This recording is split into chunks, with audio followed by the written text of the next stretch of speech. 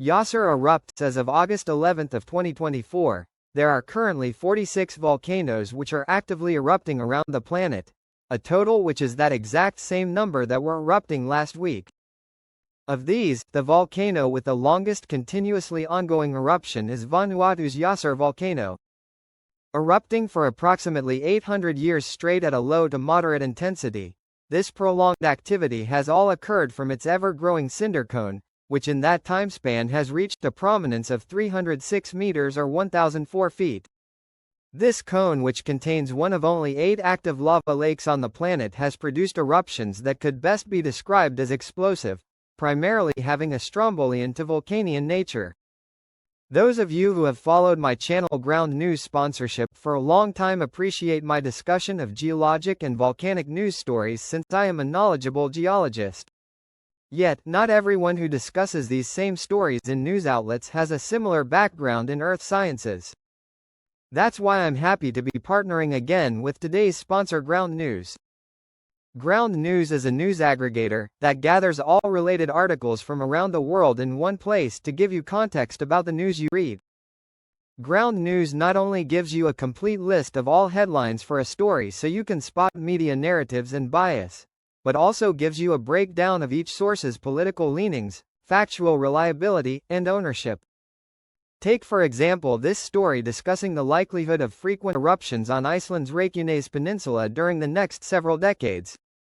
While covered in 35 separate articles, only 70% of the rated sources are considered to be highly factual. Thus, if we sort by the highest factuality category available to only include these sources, I can not only find the most reliable analysis in this subject but also the original research paper which every article is referencing. This is why I use Ground News for easier research, and you can too to better understand the latest scientific news or news in general. Go to Ground News Geology Hub to give it a try with plans starting as low as 83 cents a month. If you sign up through my link, you'll get 40% off the Vantage plan, which is how I get unlimited access to all features, and have tailored my feed via the Discovery feature to show interesting scientific news stories. This week's top stories, and now, here are this week's top volcano-related news stories.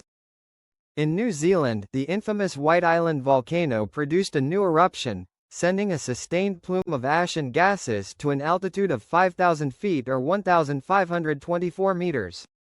Heading over to Italy's island of Sicily, Mount Etna produced its strongest paroxysm or short-term uptick in eruptive activity of 2024, causing ash to accumulate on communities up to 25 kilometers away from this towering volcano.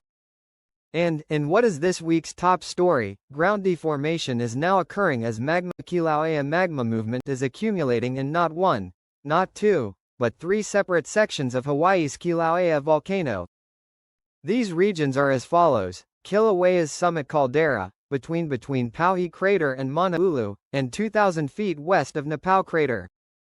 While none of these 3 regions, if they were to be the site of a new eruption, would put structures at risk of being inundated by lava flows, the main concern is the apparent pathway magma has reopened in the subsurface of the East Rift Zone. July 22 of this year marked the first time since 2018 that lava was confirmed to be moving within the East Rift Zone. With magma having pushed up overlying ground by as much as 3 inches since July 22, the following outcomes could occur during the next several days to weeks. The most likely outcome is that no eruption occurs, as magma accumulation eventually slows or stops beneath the upper and middle East Rift Zone. The second possibility is that an upper or